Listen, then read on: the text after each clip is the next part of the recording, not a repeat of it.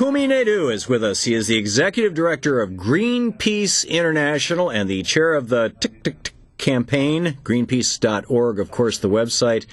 Kumi, welcome to our program. It is a great honor to have you on with us. Thank you very much for having me, Tom.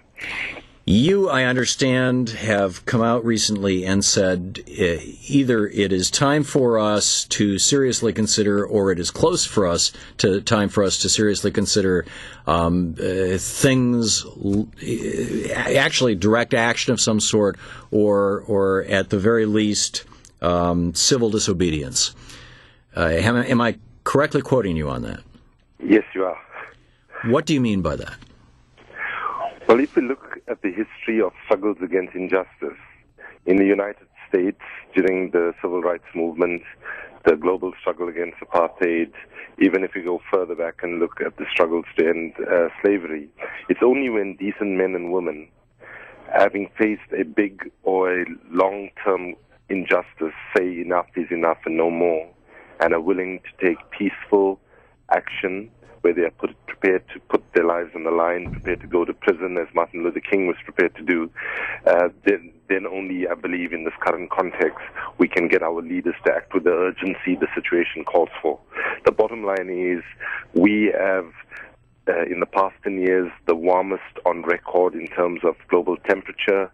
We have a situation where the entire planet is at risk, and our children and grandchildren's future is at risk, and our political leaders are not acting with the urgency, and that is why I'm calling for increasing civil disobedience as part of our strategy. Right. I think the metaphor that I find really useful is that the normal human body temperature is around 36 degrees Celsius, 98.6 Fahrenheit, and if it went up 5 degrees Celsius, a human being would die. And the planet is a living organism itself. And if we're talking about raising its temperature by 5 degrees, there are many scientists who are talking about a large chunk of it is going to die, and a large chunk of it already is dying just from the more or less 1 degree increase that we've seen so far. And so we're talking about survival stuff here.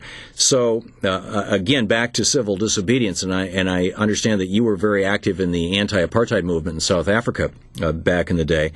What are your suggestions as to, and we're talking with Kumi Naidoo, the executive director of Greenpeace International, what are your suggestions, sir, about what that should look like? In other words, what should people do? What is it that you're suggesting people should consider doing?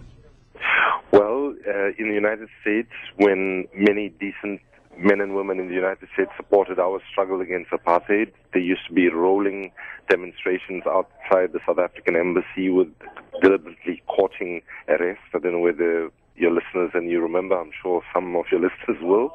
That provided great solidarity and impetus to get the Reagan government to, move in a direction of being a friend of the oppressed in South Africa rather than to be aligned to the apartheid state. So I think, for example, there are some young people who are engaged in a fast and hunger strike. We have coal-fired power plants where I think young people and others need to look at, sending a message that this is what is actually contributing. I should maybe quickly tell you an anecdote that last year I put it to Al Gore in a meeting in Aspen, Colorado, saying, when he was on the verge of tears about how serious the situation was, time was running out, I put it to him, isn't it a time for somebody like you to actually begin to lead some of those things? And, I can get arrested repeatedly, but I don't have the profile and stature that Al Gore does. And his response then was, in principle, he would be happy to do that, and he would just have to check it out with the TIPA. And I saw recently he has also come out in support of civil disobedience as being the strategy, because basically time is running out. Yes. Every year, 300,000 people are dying now, mainly in the developing world, from climate-related impacts. We have a situation in Bangladesh where already the water supply in coastal regions have been contaminated by seawater, contaminating water tables. In Africa, we're looking looking at thousands and thousands of climate refugees now. So it's not as if, as you correctly pointed out, it's not as if, the impacts of climate change are going to happen, tomorrow. It's just that at the moment it's happening to people who are poor and people who are vulnerable, and also, the impacts are also happening in rich countries, and of course there are examples in the United States as well. So it's time for action, and if leaders cannot act as fast as we need them to, then we need to actually prevail on their decency and put pressure on them, and that's what seems to be the only thing right now that can get the urgency into the debate that is needed. We're talking with Kumi Naidoo, the Executive Director of Greenpeace International, greenpeace.org, of course, their website. And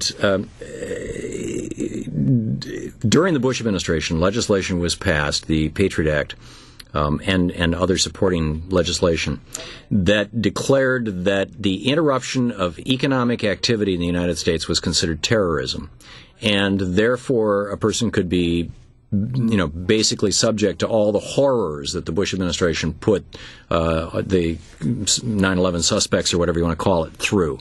We have a little less than a minute left, Kumi Naidoo.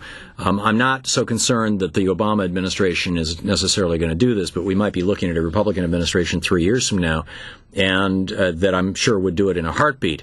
We're talking about people really seriously, potentially screwing up their lives. I'm with you on this, and are there movements? I mean, where do people go? What's the next step? I mean, people can't just independently say, or it's going to be very difficult for them to just independently say, I think I'm going to sit down in front of this power plant and stop the oil from being delivered. Well, firstly, I should say that the Patriot Act was one of the most unpatriotic pieces of American legislation, which actually undermines the very foundation and values of the American democracy, but that's another conversation. And I think that Greenpeace works on nonviolent direct action and is committed to peace. I think joining up with organizations like Greenpeace, there you go, groups and so on. It's movement politics that'll make it happen. Kumi Naidoo, Greenpeace.org. Join it now.